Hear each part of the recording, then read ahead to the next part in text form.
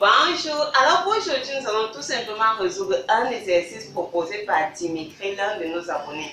Donc en fait Dimitri propose tout simplement un exercice portant sur les forces électriques et ensemble nous allons en fait essayer de voir comment est-ce que vous résolvez ce type d'exercice. Donc on va lire l'exercice et on va essayer de le résoudre et bien sûr d'expliquer de façon détaillée. Trois charges électriques QA, QB et QC de même valeur Q sont placées au point A, B et C d'une droite telle que la distance AB soit égale à 3 fois petit a, la distance BC soit égale à 2a. On nous dit que la force électronique exercée par A sur B a pour valeur 8 fois 10 exposant moins 6 newtons.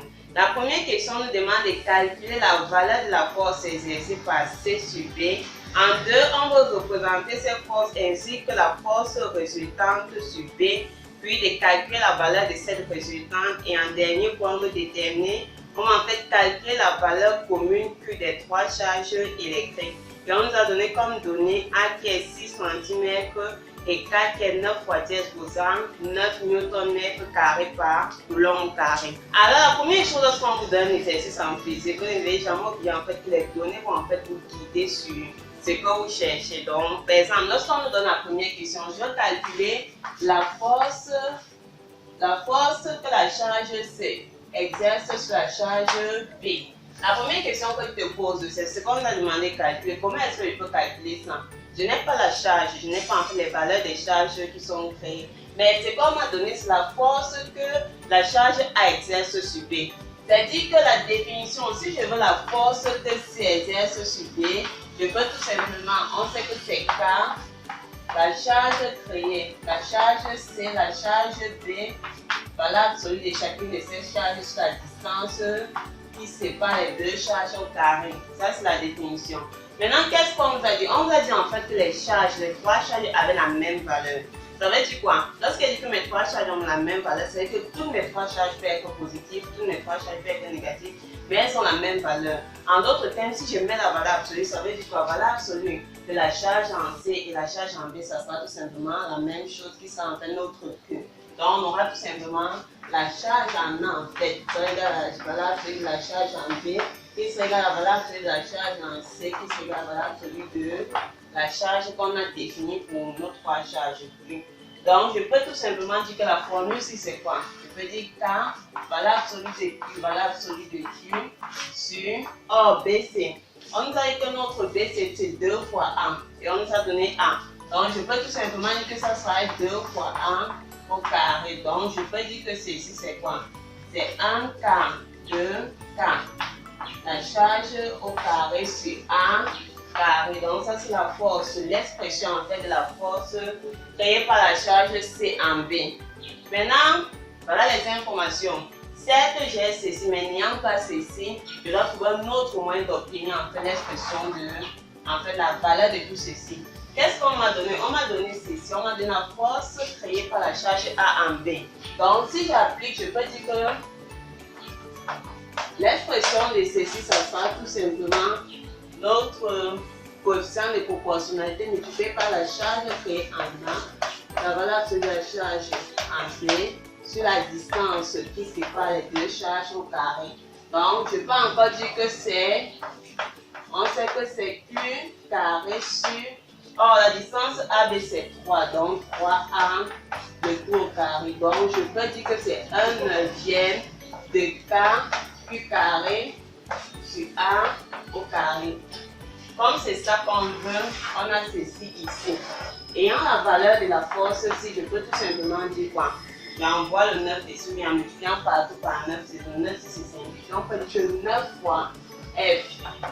La force créée en B par A, ça sera tout simplement K, voilà, sur de Q au carré sur A carré.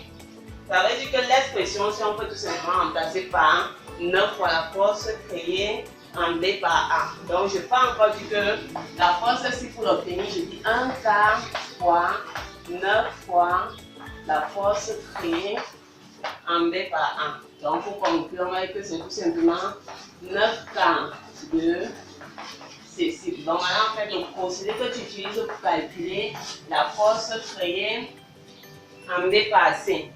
Pourquoi? Parce que tu n'as pas l'information ici.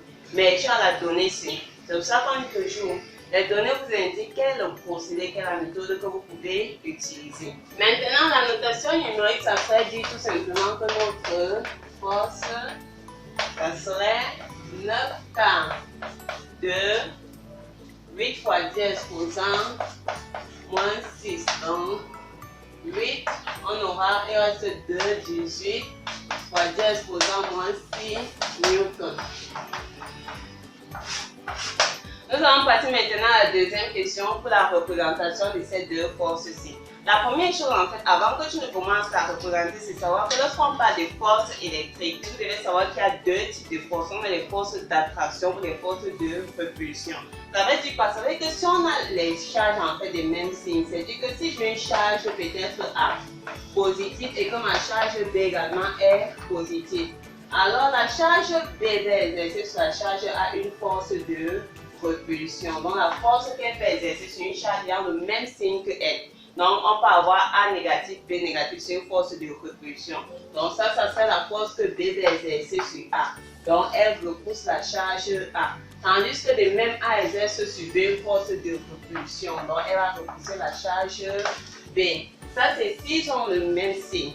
Maintenant si on approche des signes différents, c'est-à-dire par exemple si j'ai A qui est positif et que j'ai mon B par exemple qui est négatif. Alors lorsqu'on a les signes différents, exactement comme pour un aimant, les pôles de même, le pôle nord et le pôle nord se repoussent, mais le pôle sud et le pôle nord s'attirent.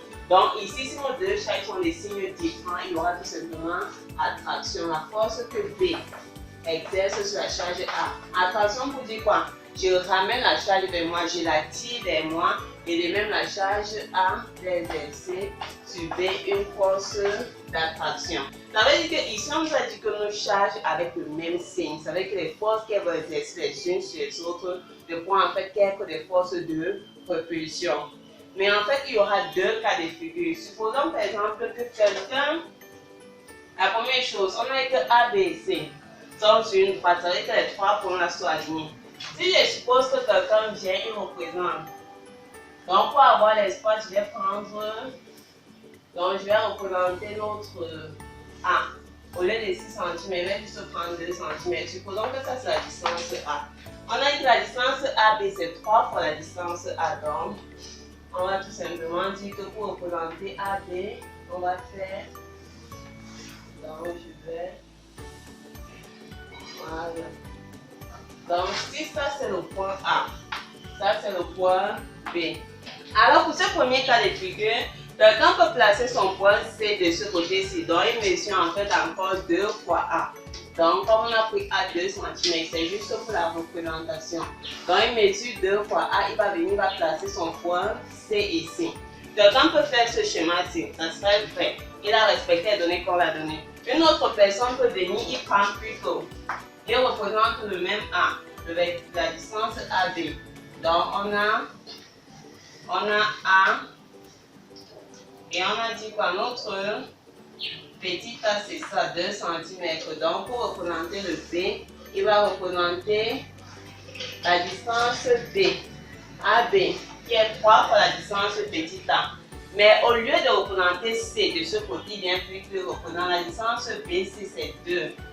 Donc je peux encore venir, je représente mon C là. Donc quelqu'un qui dessine, qui trace comme ceci, quelqu'un qui trace comme ceci, en fait, non pas raté. Ils ont représenté, qu'est-ce qu'on nous a donné? Deux informations, la distance ci et la distance ci. Et dans les deux cas, si c'est vrai. Maintenant, supposons que ma part, ça c'est le deuxième cas. Supposons que moi j'ai représenté comme ceci. Comme on a dit que nos charges, donc en A j'ai une charge qui est QA. En B, j'ai une charge qui est QB. En C, j'ai une charge QC. Qu'est-ce que je sais? Les trois charges-ci ont le même signe. C'est-à-dire que ceux sont tous positifs, ceux sont tous négatifs. Donc la force que les unes exercent sur les autres seront des forces de repulsion. Donc si je veux la force que A va exercer sur B, A étant ici, il exerce sur B une force de repulsion, une force pour s'éloigner de B. Donc il va exercer une force comme ceci. Comme c'est 8, on peut représenter ça. Donc on va prendre quelque chose comme, si je prends un, disons qu'elle prend 8 cm. 8, donc 0,8. Donc si on va représenter ça comme ceci, je peux dire que voici la force que A exerce sur B une force de repulsion. Maintenant, comme C est de ce côté, il exerce également sur B une force de repulsion. Il repousse B dans ce sens. Comme c'est 18, je prends 1,8.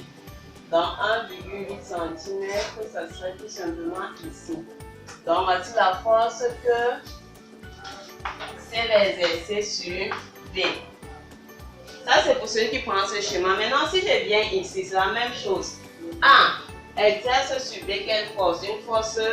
Donc, voici la charge en B, la charge en C et la charge en A. Et en le même C, A va exercer sur B une force de repulsion. Donc, il exerce sa force comme ceci. Je prends 0,8 cm pour le 8 fois 10 faisant moins 6. Voici la force que. Ça, on va dire que c'est la force que A va exercer sur B. Maintenant, C étant également dans le sens ci, à la position, sa force de repulsion sera également dirigée dans ce sens-ci. Donc, la force maintenant que C exerce sera toujours dirigée comme ceci, 1,8.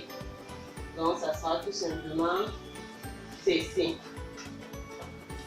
Ça sera la force que C va exercer sur D. Donc, si vous prenez ce schéma-là, vous avez vos deux forces qui vont dans les sens différents, tandis qu'ici, les deux forces vont dans le même sens. Et dans les deux cas, en fait, c'est fait. Maintenant, pour faire la somme, la résultante, on a vu ça dans les en fait, une vidéo précédente sur les forces, toujours les champs électriques. Je vais mettre le lien dans la description de la vidéo. Donc, c'est dit tout simplement que lorsqu'on a la même direction et des sens différents, pour trouver la résultante, vous faites tout simplement la norme. Donc, dans le premier cas, c'est la force en B. Ça sera la force que C crée plus celle que A va créer. Donc, si vous voulez la norme en B, vous allez tout simplement faire la plus grande, parce que le sens est différent. On a expliqué ça dans une vidéo. Donc, la plus grande ici, là, c'est ce que C crée, moins la plus petite. En d'autres termes, voilà comment est-ce qu'on fait. Dans le premier cas, pour trouver la norme de B. Donc, ça serait dit quoi? Dans le premier cas, ça serait dit 10 exposant 18 moins 8. Donc, on aura 10 fois 10 exposant moins 6 newtons. Ça, c'est pour celui qui prend ce schéma-ci. Et pour représenter, maintenant, vous prenez le sens de la plus grande, du plus grand. Donc, comme c'est 10, on va prendre 1 cm. On va représenter, ça serait tout simplement voici la force résultante dans le cas-ci. Ça sera notre F ici. Ça, c'est pour quelqu'un qui prend le premier cas. Maintenant, lorsque vous avez le deuxième cas, si j'ai pris plutôt ces cas, elles partent dans le même sens. Donc, pour connaître la force résultante ici, ça sera plutôt maintenant la somme. Donc, vous allez faire la force créée en C plus la force créée par A. Parce qu'elles vont dans le même sens. Donc, ici, la notation numérique, vous avez 10 exposant 18. On a 18 plus 8. Donc, on aura tout simplement 26 fois 10 exposant. Normalement, que la force en B, dans ce cas, ça serait 26 fois 10 exposant moins 8 newtons. Pour ceux qui prennent dans ces cas-ci, et qu'est-ce qu'on fait? Comme c'est dans le sens, on prend le même sens. Donc, pour représenter, on mesure 2,6, 1, 2. Donc, on va représenter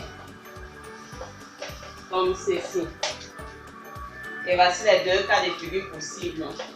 Soit tu travailles comme ça, tu fais la différence parce qu'il parle de sens concret et la résultante sur le sens le plus grand, soit s'ils vont dans le même sens, tu fais la somme et le vecteur le plus grand, c'est notre FTP.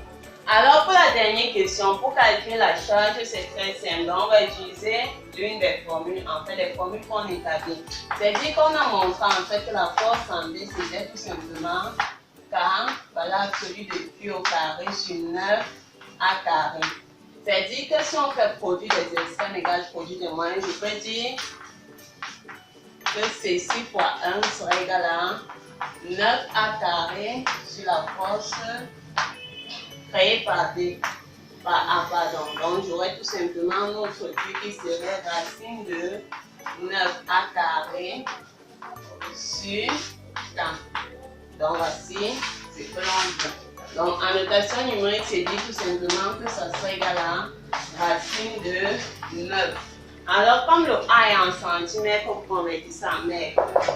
Donc ici on a 6 fois 10 pour moins 2 au carré fois 8 fois 10 exposant moins 6 9 fois 10 exposant 9.